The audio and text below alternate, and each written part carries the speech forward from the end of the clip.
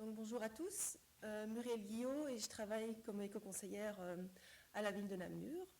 Alors il faut savoir que le service éco-conseil partage les mêmes locaux que le service espace vert et on est directement impliqué dans la gestion du service espace vert.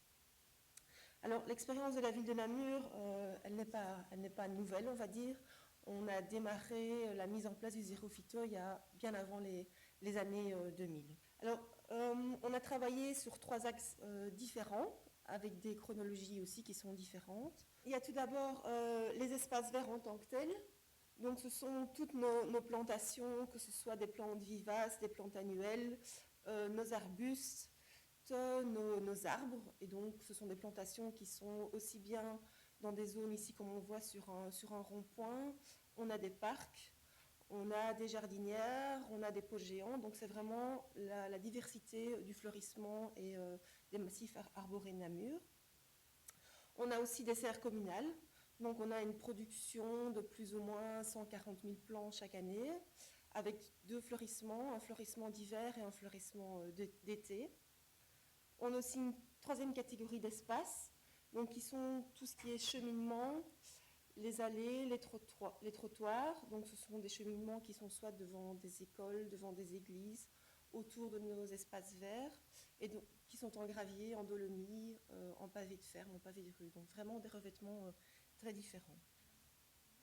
Alors comment est-ce qu'on a travaillé ? Tout d'abord avec tous nos parterres et nos plantations. Donc là, ça fait quasiment plus de 15 ans qu'il n'y a plus aucun désherbant chimique qui est mis dans nos parterres. Pour tout ce qui est fongicide, il y a aussi très peu d'interventions en extérieur. Il y a juste dans 3 jardins communaux, parce qu'on a des jardins communaux, un jardin à proximité de l'école hôtelière de Namur, donc c'est une roseraie, donc là on a souvent des infestations particulières, donc là on intervient aussi par moment avec des produits, mais qui sont labellisés en culture bio. On a aussi un jardin des petits fruits à Wépion, où là on a eu un gros souci l'année passée, donc là on a dû malheureusement faire appel à un processus chimique parce qu'on avait des champignons dans la terre.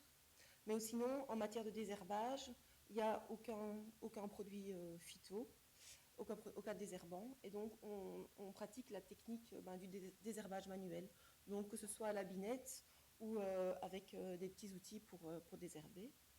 Alors, notamment durant les périodes d'arrosage, donc là on a démarré les arrosages de nos annuels, les hommes sont toujours à 2 par équipe, simplement parce qu'il y en a un qui arrose et l'autre en fait qui désherbe à la main tous les parterres. Alors, pour limiter nos interventions de désherbage, on recourt à la couverture du sol. Donc on a du broyat, donc on a des quantités assez importantes de branchages qui sont coupés, des arbres aussi qui sont aussi coupés sur Namur, et donc tout ça n'est pas évacué, tout cela est broyé, et donc on les étend dans tous nos parterres. Ça c'est aussi un autre exemple, parce qu'on a un verger communal sur plus de 2 hectares avec une centaine d'arbres, et donc idem, là on est au niveau on a des aménagements des arbres en haute tige, mais on a aussi toute une partie du verger qui est avec des plants palissés, et donc là bien sûr il y a de l'épandage, enfin de l'épandage, c'est un mauvais mot, mais il y a l'installation de paillis au pied des arbres. Alors les mulching, donc on a aussi, il y a 4 ou 5 ans, on a participé à un projet, on a testé différents mulch. Il y avait du chanvre, il y avait du lin, il y avait aussi des noix, du coco. Et donc en fait, après ces tests, en fait, on s'est rendu compte que c'était notre broyat qui restait quand même la meilleure solution. Mais alors depuis l'année passée, il y a un nouveau mulch qui est apparu sur le marché, c'est le Miscanthus. Et donc là, ça on a décidé de l'utiliser tout simplement parce que ça se dégrade beaucoup moins vite que le broyat. Et donc ça nous permet de fonctionner peut-être sur 2 saisons, voire 3 saisons de végétation, ça on n'y est pas encore, et ne pas devoir alors à ce moment-là de nouveau investir de la main-d'œuvre et remettre du paillis. Et donc là cette année-ci, d'ailleurs sur Namur, on voit bien tout ce qui est mulch de Miscanthus, c'est tous les endroits où on a replanté en plantes vivaces, parce qu'on est en train de réduire notre fleurissement de plantes annuelles pour favoriser les plantes vivaces. Et donc, ça permet aussi visuellement pour les ouvriers aussi de se rendre compte quand il y a des remplacements d'annuels, quand c'est l'équipe qui vient tout déplanter, qu'ils n'interviennent pas à ce moment-là sur les plantations de vivaces et qu'ils fassent attention à ne pas désherber les plantes qui sont en place. Parce que bon, à certaines périodes de l'année, notamment quand on est très tôt au printemps, parfois c'est pas toujours évident pour certaines personnes de reconnaître la plante vivace. Alors, on a aussi des plantes couvre-sol. Donc ça, on a certaines zones, notamment là, on est dans un lotissement où on a remplacé tous les petits îlots directionnels qui étaient avant des pelouses, on les a plantés. Et donc là, ce sont des plantes vivaces, donc ça amène de la couleur. C'est aussi un lotissement, c'est tous les noms de rues sont aussi avec des noms de fleurs, donc on essaye d'apporter un peu de nature dans ces espaces bétonnés. Alors, différentes plantes, j'ai pris juste quelques exemples. Là, on a des euchéras, du bergénia. Et donc, ce type de plante, c'est vrai qu'on a une intervention du personnel, mais c'est limité souvent à 2 fois par an. Et au fur et à mesure que les plantes prennent leur place, il y a de moins en moins d'interventions à effectuer. Une autre technique aussi qu'on a mis en œuvre, c'est pour autour des pieds d'arbres. Donc, on a fait des semis de pré-fleuris. Donc, ça, c'est une photo qui a été prise il y a 3 ans. Et donc on a décidé, en fait, pour plusieurs raisons, de fonctionner avec des semis de pré-fleuris. D'abord, d'une chose, ça permettait en fait de protéger les jeunes plantations. On évitait de venir avec une débroussailleuse, venir abîmer la jeune plante. Et puis alors, ça amenait aussi un peu plus un aspect naturel aussi dans ce parc qui est situé en bordure de Meuse. Ah oui, là, voilà. C'était le mélange qui avait été semé. Donc ça, c'est une photo qui date de la première année. Et donc là, on est plutôt avec des plantes annuelles. Et donc le fleurissement a évolué. Maintenant, on est plutôt c'était pas une plante annuelle, mais c'était une plante qui intervient pour une floraison la première année. Et maintenant, on a l'installation de plantes vivaces, comme plutôt des géraniums, du géranium et des mauves. Alors, la deuxième catégorie d'espaces dans lequel on a travaillé, ce sont les serres communales. Donc avant 2001, j'ai mis des noms de produits, j'ai fait appel aux anciens qui étaient là, et donc ils m'ont dit, voilà, on utilisait toute une série de produits chimiques. Et après 2001, il y a eu une évolution progressive de la mentalité, et il y a une volonté de changement pour éviter tout d'abord de nuire à la santé de nos travailleurs. Et puis alors, il y avait des produits qui arrivaient aussi sur le marché. Alors, on travaille chaque année, on a un marché de services et de fournitures avec un fournisseur qui est spécialisé. Les premières années, on a travaillé beaucoup avec des auxiliaires de lutte intégrée. Donc, on avait, si on voulait combattre les pucerons, on mettait des œufs qui évoluaient en larves d'hyménoptères. Et donc ça a vraiment été les premiers balbutiements. Ça n'a pas été facile à mettre en œuvre parce qu'il fallait vraiment une attention particulière du personnel de la serre. Et donc voilà, ça a été une évolution. On a quand même continué à utiliser certains insecticides comme le pyrètre, mais uniquement celui-là. Pour la fonte de semis, on a encore on a des fongicides, mais c'est plutôt des fongicides à base de bactéries qui vont les tuer, gérer la microfaune, des agents pathogènes du sol. Et puis alors, les auxiliaires de lutte, malheureusement, ça fait 2 ans qu'on ne sait quasiment plus les utiliser parce que on a surtout une forte période de production. Nous, c'est de mars à mai, quand on a le fleurissement d'été qui se prépare. Et alors, à partir de mai, dès que ça sort, à ce moment-là, là, il n'y a plus de traitement en extérieur.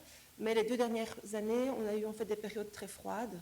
Et donc, on n'a pas su introduire nos auxiliaires qui nécessitaient une température pour la nuit de minimum 15 degrés qu'on n'avait pas dans les serres. Et donc, on n'a plus su trop travailler avec ça. Donc, on a utilisé du pyrètre. Et aussi, depuis 2 ans, il y a une volonté aussi des agents du service de travailler avec des purins. Donc, on a du purin de prêle, du purin d'ortie, du purin de consoude, du purin de fougère, donc qui servent aussi par moment d'insecticide, mais aussi comme on va dire, stimulant pour que la plante soit plus forte et soit mieux capable de résister aux attaques. Alors les cheminements, donc ça c'est la troisième catégorie d'espace, donc ça a vraiment été le gros morceau. Jusqu'en 2011, Donc nous, service au conseil, on essayait d'essayer de changer les pratiques qui étaient en place, mais bon, c'était un peu compliqué. Et alors, il est arrivé le plan Maya, donc la région wallonne proposait aux communes de souscrire à ce plan Maya, et alors de travailler étape par étape. Donc il y avait notamment la première année, il y avait des plantations d'espèces mellifères, mettre en place des campagnes d'information en faveur de l'apiculture pour le citoyen. Il y avait aussi, j'ai dit les plantations, les campagnes d'information, faire des animations, organiser différentes activités de sensibilisation du grand public avec des animations scolaires. Ça pouvait fonctionner assez facilement. Mais alors arrivait aussi 3 ans après, en 2014, l'obligation de rédiger un plan de réduction des pesticides, et d'arriver aussi en 2014 en même temps la transposition de la directive européenne qui obligeait les communes à revoir leur façon d'épandre les herbicides. Alors comment a-t-on fonctionné? Donc en fait j'ai été en charge de mettre en place le plan de désherbage. Donc j'ai repris, il y avait une vague liste en fait des différents endroits dans lesquels il y avait 2 équipes qui travaillaient. Donc en plus, l'épandage des herbicides n'était pas fait par le service d'espace vert. Il était fait par une entreprise d'insertion pour le travail qui avait tout le volet épandage d'herbicides, et il faisait une tournée 2 fois par an et on pulvérisait systématiquement tous les revêtements. Alors, donc j'ai fait le tour de ces différents endroits, il y en avait quasiment 250, pour se rendre compte qu'il y avait des endroits qu'on a pu tout simplement supprimer de la liste, parce qu'on avait quelques mètres carrés de tarmac, bon, on ne se posait pas la question, on pulvérisait tout systématiquement. Et donc on a réduit quasiment d'un tiers les espaces à pulvériser, donc il en restait quand même quasiment 180. Mais bon, c'était pratiquement comment allait-on fonctionner, tout en sachant qu'on n'allait plus avoir 2 interventions par an, mais que si on fonctionnait en désherbage alternatif, on avait quasiment une fréquence d'entretien de tous les 3 semaines à 1 mois, il fallait repasser sur l'endroit à entretenir. Et donc on a travaillé, on a créé une cellule désherbage, donc il y avait 2 agents communaux qui ont été affectés à cette cellule. Il y avait aussi toute une série d'espaces qui étaient entretenus par les équipes secteurs chez nous, parce que l'équipe secteur, c'est quand on a un espace vert à entretenir, ils vont tondre. À ces personnes-là, on a affecté des charges de désherbage, des cheminements de petits squares. Donc, ils n'allaient pas désherber. S'ils avaient une charge de tonte d'un parc, ils n'allaient pas désherber l'entièreté de l'allée du cheminement du parc. Mais s'ils avaient un square avec quelques mètres carrés de cheminement, eux sont chargés de l'entretien de ces cheminements. Et puis alors, donc ce qui a fait que l'année passée, alors qu'on avait des pulvérisations systématiques, on n'a plus pulvérisé que dans certains cimetières. Donc tous les endroits maintenant sont désherbés alternativement à Namur. J'ai oublié de préciser, mais on a aussi la participation du service propreté publique. Et donc ça, depuis 2013, on a testé le désherbage thermique dans le centre-ville. Et alors on avait testé aussi le désherbage thermique d'un cimetière relativement petit et en pente. Et donc c'est en répartissant le travail entre les différentes équipes, en créant une cellule désherbage et en ayant la participation du service propreté publique qu'on a pu obtenir ce résultat sur 1 an. Alors une autre technique aussi, c'est c'était notre première expérience d'enherbement. On n'a rien dit à personne, enfin si les services communaux étaient concernés, mais on n'a pas du tout informé la population. Et donc là, on est sur un cheminement de plus ou moins 1 kilomètre entre le parc de la Plante et le centre-ville. On est en bord de Meuse, à proximité du casino de Namur. Et donc là, on a laissé en fait s'enherber ce cheminement qui est en dolomie. Et donc, la seule chose qu'on fait, c'est qu'on vient tondre les pieds d'arbres et alors on vient débroussailler le long de la barrière qui délimite la Meuse. Et donc c'est uniquement le passage des piétons qui fait qu'on a cet effet de chemin qui est désherbé naturellement par les badauds. Alors ce qui était assez intéressant aussi, c'est qu'en fait en 2014, on a quand même eu peu de plaintes, notamment en matière de désherbage, parce qu'on a vraiment essayé de suivre ça vraiment un maximum. Donc les zones qu'on avait décidé de désherber thermiquement, on a réussi, je dirais, notre pari, on n'a pas eu de plainte de la population. Alors cette année-ci, on commence à communiquer un peu plus. Donc on a la collaboration de l'ASB La Dahlia qui fournit des panneaux tout près aux communes, où il suffit simplement d'insérer son logo, et alors on peut aussi le personnaliser avec différentes vues de la commune. Alors là, c'est un exemple aussi d'enherbement. Donc là, on est sur on est à proximité de Salzines, donc on est en zone un peu périurbaine sur les coteaux de la citadelle. Et donc on avait ce cheminement en fait, qui est en dolomie, on le voit bien, et qu'on désherbait, alors qu'il y a il y a peu de monde qui passe là. Et donc là maintenant, depuis l'année passée, on laisse s'enherber progressivement. Et alors quand l'opérateur de tonte vient tondre la pelouse, et ben à ce moment-là, il passe aussi dans le cheminement. Alors on a aussi une zone, vous voyez, il y a un petit talus là, où on laisse pousser aussi des grandes herbes. Et là, on a aussi mis un panneau d'information parce que sur tout ce qui est acceptation des prés de fauche. Donc, on essaye un maximum d'intégrer la nature dans tous nos aménagements à Namur. Alors, quand on fait le choix de désherber, ben on a démarré l'année passée en achetant uniquement des désherbeurs thermiques. Enfin, on en a quand même acheté plus d'une vingtaine qu'on a répartis en toutes les équipes.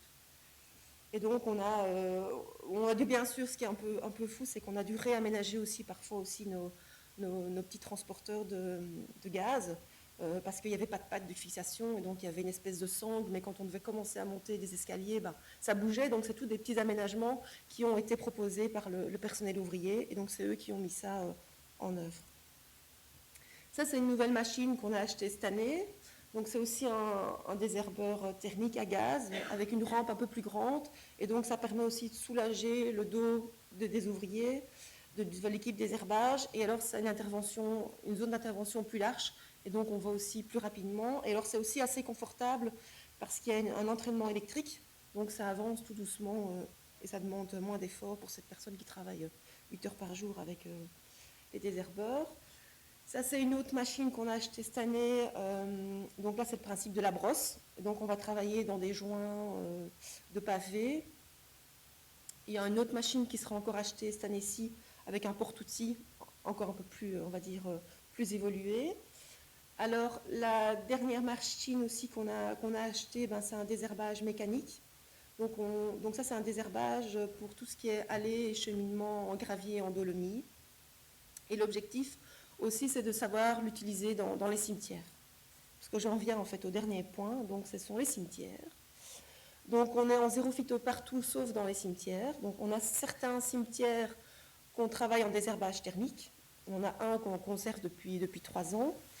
Et alors on a commencé à végétaliser nos cimetières. Donc on a 4 cimetières qui ont subi un relisting vert, 2 l'année passée, et 2 cette année-ci. Alors on a aussi, ce qui est très important quand on végétalise les cimetières, c'est l'aspect communication. Donc on a réalisé des panneaux d'information qu'on a placés à l'entrée des cimetières. Alors juste un petit exemple pour se rendre compte un peu de l'effet que ça donne. Donc là on est au cimetière de Marche-les-Dames. Donc on est dans un site assez vert, à proximité d'une ancienne abbaye. Sur la gauche de la diapositive, il y a en fait un petit cours d'eau qui passe. Et donc on a procédé à l'enherbement du cimetière. Donc on n'a pas voulu retirer le gravier, donc on a voulu garder l'assise du gravier. Et donc avec un motoculteur, on est venu labourer la couche supérieure du sol et on y a semé en fait un mélange de prairies fleuries courtes, avec 15% de fleurs pures et 15% de graminées. Donc on y a du thym, j'ai oublié des petites fleurs jaunes. Voilà, j'ai trop de mémoire. Enfin, si vous voulez les informations, je peux les communiquer par la suite. Donc c'est des mélanges en fait prairies fleuries courtes de chez Ecocène. Donc ça c'est une société qui est basée du côté de Louvain-la-Neuve, et donc on a développé avec eux ce mélange pour nos cimetières. Alors ça, c'est aussi le deuxième exemple du deuxième cimetière qu'on a végétalisé. Donc c'était 2 cimetières assez petits, hein, on a plus ou moins 7 arts. On les a choisis aussi, c'est des cimetières en fait, dans lesquels on ne rentre pas avec des machines, avec le corbillard. On peut y rentrer avec des machines pour y creuser certaines tombes. Et donc ce sont aussi des cimetières qui sont où il y a très peu d'inhumation chaque année. Et donc c'est vrai qu'au grand cimetière de Namur, on ne va pas fonctionner de la même façon que dans ces petits cimetières autour d'églises, mais on a quasiment 25 cimetières sur Namur, mais il y a quand même une grande partie, plus de la moitié, on pourra fonctionner avec ce système de végétalisation. Alors, les plantations intertombes, donc là on a eu quelques soucis, c'est notamment au nettoyage des tombes à la Toussaint cette année-ci. Donc les gens continuent, même si on a fait une affichette en recommandant de ne pas utiliser d'eau de javel, etc. Donc là, on a vraiment vu l'effet herbicide de l'eau de javel sur nos plantations. Alors il y en a certaines qui ont bien résisté, et donc c'est là qu'on se dit qu'on va plutôt...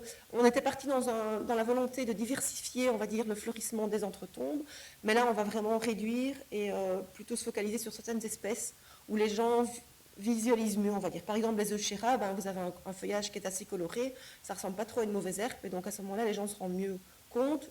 Les fougères, parce que là, on était dans un espace ombragé. Ce qui est pas mal aussi, c'est tout ce qui est tapis de sédum, parce que ça permet directement, en déroulant, d'avoir un effet maximum et d'avoir une bonne visualisation de ce qu'on est en train de faire. Et ce qu'on va aussi refaire cette année-ci, c'est qu'on va préparer des petites étiquettes assez petites et qu'on va venir planter dans chaque endroit où on a planté en entretombe. Simplement, on dit, voilà, plante vivace, merci, de ne pas utiliser d'eau de javel, ou sinon, notre survie n'est pas assurée. Alors, la communication, donc ça, on essaye de communiquer. On a eu la journée porte ouverte du service espace vert, début mai. On a quasiment 2000 visiteurs qui viennent voir les activités du service. Donc on a distribué à l'entrée une petite info. On a organisé un stand aussi sur la façon dans lequel on expliquait la façon dont on mettait en place le zéro phyto. Et on a fait aussi un petit jeu concours qui permettait aux citoyens de remporter des herbeurs thermiques électriques. J'ai pris différentes encarts publicitaires qu'on est en train de publier dans la presse là, depuis le mois de mars. Donc là, on voit sur la gauche des hôtels à insectes. Donc on en a quasiment 80-90 hôtels à insectes qui sont plantés dans nos parterres, que ce soit aussi bien dans nos parcs, dans nos squares. Et donc ça, c'est un bon outil de sensibilisation du citoyen. On a fait aussi des spéciales Maya qui sont un peu plus petits avec une info à l'intérieur en expliquant ce qu'est le plan Maya et quelle est l'utilité de ces hôtels à insectes. Sur la droite, on a un exemple aussi de fleurissement au pied des arbres. Donc là, on est devant une église à Belgrade où on a fleuri avec des plantes vivaces nos pieds d'arbres. Donc à gauche, c'est l'enherbement, une photo que je vous ai déjà présentée. On a aussi des semis de pré-fleuris. Donc là, on est à la pépinière communale. Ça bénéficie d'un projet Biodibap. Mais on a d'autres endroits, notamment à certains endroits devant des entrées de cimetières. On a aussi de semis de pré-fleuris. Dans certains squares aussi qui s'y prêtent bien, on favorise des pré-fleuris. Donc là, c'était pour communiquer sur les méthodes alternatives du désherbage thermique. À droite, le mulching qui permet d'éviter le recours aux herbicides. On est aussi forcément en fauchage tardif, donc on a toute une série de talus qui sont en fauchage tardif. Et on a refait, il y a 2 ans, on avait refait une sensibilisation des opérateurs faucheurs. Donc on les a pris une demi-journée, on est parti avec un botaniste. On leur a vraiment montré toutes les petites plantes qu'on pouvait retrouver dans les talus qui fauchaient, mais qui ne voyaient jamais de loin, mais en hauteur. Donc l'objectif, c'était pas du tout de leur apprendre à reconnaître les différents noms latins des plantes, mais c'était de se rendre compte, si jamais ils voyaient une tache de fleurs, essayer de lever la batte à certains endroits. Et donc c'est vrai que c'est vraiment quelque chose qui leur avait fort plu, c'est qu'on les informe au maximum et qu'on leur apprenne de nouvelles choses. Sur la droite, la tombe différenciée, donc même chose, on a des petits panneaux qui expliquent, donc c'est pas du mauvais entretien de la ville, mais simplement il y a des endroits où il n'est pas nécessaire de tondre, parce qu'il n'y a pas de passage de piétons, c'est pas une zone récréative, et donc il y a des endroits comme ça qu'on laisse naturels et on n'intervient qu'avec un ou deux fauchages, un fauchage par an. Aussi, c'est pour montrer par exemple un exemple d'aménagement. On n'est pas obligé d'être en zone rurale pour faire des aménagements avec des plantes indigènes. Là, on est devant un gros collège sur Namur qui est situé un peu en périphérie et dans lequel on a intégré aussi des plantes vivaces avec des panneaux informatifs pour informer la population. Voilà. Donc voilà, j'ai terminé. Voilà. En conclusion, moi, je dirais que c'est une démarche, mettre en place le zéro phyto, c'est une démarche vraiment de très longue haleine, à faire étape par étape. Et donc, commencer, ne pas vouloir tout révolutionner en une seule fois, mais tester certaines méthodes avant de les appliquer en général sur tous les espaces. Je voulais dire aussi qu'on avait une excellente collaboration du service des ouvriers. Donc ça, c'est vraiment eux qui viennent souvent des fois avec des retours en me disant tel endroit, si on aménageait autrement, ça me faciliterait la vie pour désherber. Donc ça, on essaye aussi d'écouter leurs demandes et de les aider dans leur travail au quotidien. Donc ça a amélioré notre communication vis-à-vis des citoyens. Donc ça, c'est pas toujours facile parce qu'on a très souvent encore des plaintes. Maintenant, notamment, c'est parce que c'est pour les pissenlits. Quand on a eu les pissenlits dans certaines prairies, c'est vrai qu'on a eu certains endroits des appels, mais toujours de même personne. Hein, je veux dire, c'est pas voilà. Mais bon, il y a aussi une volonté politique aussi derrière qui soutient toutes nos actions, parce que s'il n'y avait pas la volonté politique d'accepter certaines critiques, bon, on n'en serait pas là non plus. Et alors, il y a aussi des financements. Donc ça, il y a aussi une volonté politique de soutenir ces actions, parce qu'on a fait quand même des gros investissements les années précédentes, et on va encore en faire pour pouvoir acquérir du matériel et être opérationnel le mieux possible. Voilà, merci pour votre attention. Merci beaucoup Muriel, c'était vraiment intéressant de voir que même des plus grosses communes peuvent, avec beaucoup de volonté et de motivation, changer les choses.